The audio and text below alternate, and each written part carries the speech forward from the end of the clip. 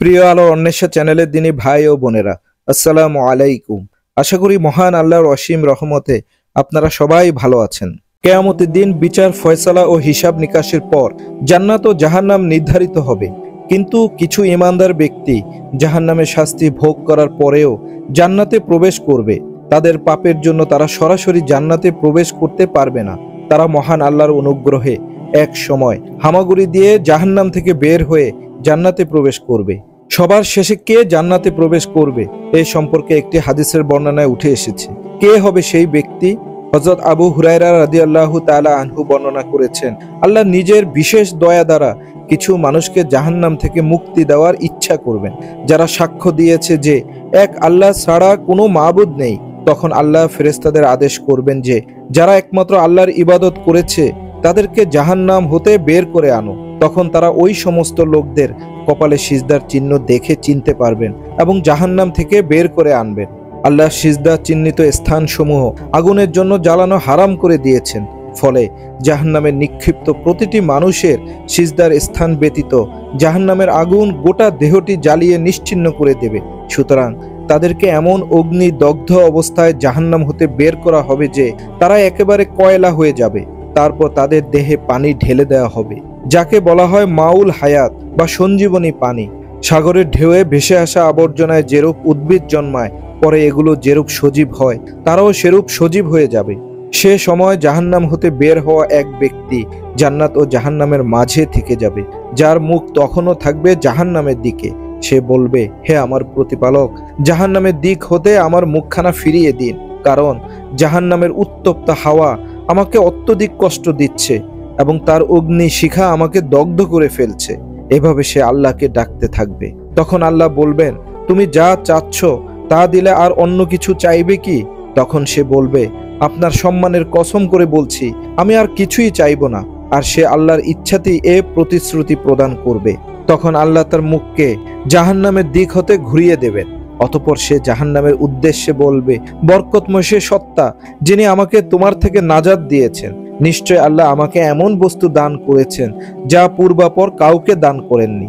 অতঃপর তার জন্য একটি গাছ প্রকাশ করা হবে। সে বলবে, হে আমার রব, আমাকে এই গাছের নিকটবর্তী করুন, যেন তার ছায়া গ্রহণ করতে পারি ও তার পানি পান করতে পারি। আল্লাহ তাআলা বলবেন, হে আদম সন্তান, যদি আমি তোমাকে এটা দান করি হয়তো আবারও অন্য কিছু তলব করবে। সে বলবে, না হে আমার রব। এ সময় সে ওয়াদা দেবে যে এ ছাড়া কিছু তলব করবে না। তখন আল্লাহ তাকে ছাড় দেবেন, কারণ সে এমন কিছু দেখবে যার উপর তার ধৈর্য ধারণ করা সম্ভব হবে না। তাকে তার নিকটবর্তী করবেন, ফলে সে তার ছায়া গ্রহণ করবে ও তার পানি পান করবে। অতঃপর তার জন্য অপর আরেকটি গাছ প্রকাশ করা হবে, যা পূর্বের তুলনায় অধিক সুন্দর। সে বলবে, হে আমার রব, আমাকে এর নিকটবর্তী করুন, যেন তার পানি পান করতে পারি ও তার ছায়া গ্রহণ করতে পারি। এছাড়া আর কিছু চাইব না। আল্লাহ তাআলা বলবেন, হে আদম সন্তান, তুমি কি আমাকে ওয়াদা দাওনি অন্য কিছু চাইবে না? আমি যদি তোমাকে এর নিকটবর্তী করি হয়তো আবারও অন্য কিছু চাইবে। ফলে সে ব্যক্তি ওয়াদা করবে যে সে অন্য কিছু চাইবে না। মহান আল্লাহ তাকে ছাড় দেবেন, কারণ সে এমন কিছু দেখবে যার উপর তার ধৈর্য নেই। অতঃপর লোকটিকে গাছটির নিকটবর্তী করবেন, সে তার ছায়া গ্রহণ করবে ও তার পানি পান করবে। কিছুক্ষণ পর সে জান্নাতের দরজার কাছে আগের দুটি গাছের চেয়ে আরো সুন্দর একটি গাছ দেখতে পাবে। সে বলবে, হে আল্লাহ, আমাকে এই গাছের কাছে নিয়ে যান, যাতে আমি এর ছায়ায় আশ্রয় নিতে পারি এবং পানি পান করতে পারি। তখন আল্লাহ তাআলা বলবেন, হে আদম সন্তান, তুমি কি আমার সঙ্গে ওয়াদা করনি এরপর থেকে আমার কাছে আর কিছু চাইবে না? সে বলবে, হ্যাঁ হে রব, এটাই শেষ, এরপর আর কোনো কিছু চাইব না। এই বলে আল্লাহর সঙ্গে সে অঙ্গীকার করবে। আল্লাহ তাআলা বান্দার প্রার্থনা কবুল করে তাকে সেই গাছের কাছে পৌঁছে দেবেন। সুবহানাল্লাহ। জান্নাতের দরজার কাছে আসার পর সে জান্নাতবাসীদের আওয়াজ শুনতে পাবে। এরপর সে বলবে, হে প্রভু, তুমি আমাকে জান্নাতের দরজার কাছাকাছি করে দাও। আল্লাহ বলবেন, তুমি কি বলনি যে তুমি আমার কাছে আর কিছু চাইবে না? আমি যদি তোমাকে এটা দিয়ে দেই তবে তুমি অন্য আরেকটি আমার কাছে দাবি করবে। লোকটি বলবে, না, তোমার ইজ্জতের কসম আল্লাহ, অন্য কিছু আর চাইব না।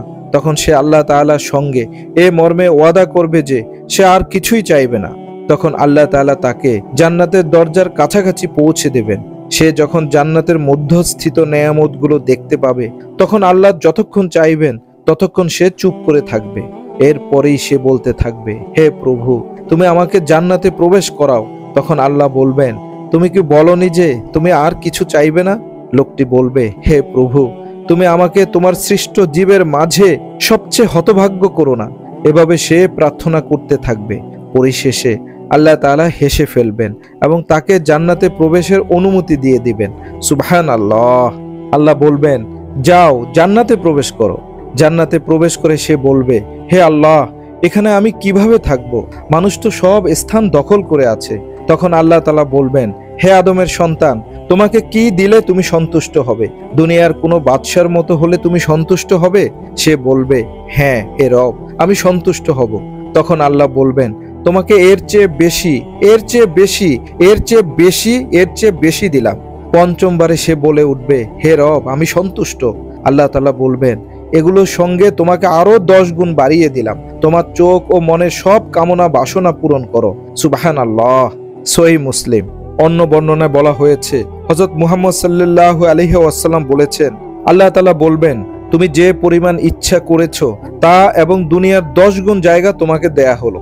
একথা শুনে লোকটি বলবে, হে আল্লাহ, আপনি আমার সাথে ঠাট্টা করছেন, অথচ আপনি হলেন সর্বশক্তিমান।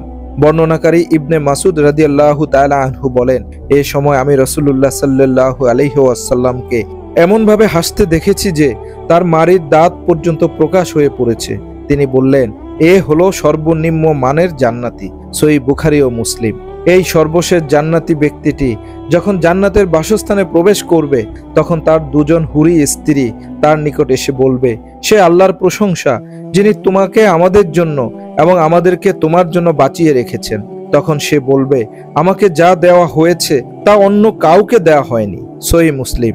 প্রিয় বন্ধুরা, আল্লাহর প্রতি যথার্থ ঈমান আনয়নকারী ব্যক্তি তার পাপের কারণে জাহান্নামে গেলেও কোনো এক সময় আল্লাহ স্বীয় রহমতে সেই মুমিন ব্যক্তিকে জান্নাতে প্রবেশ করাবেন।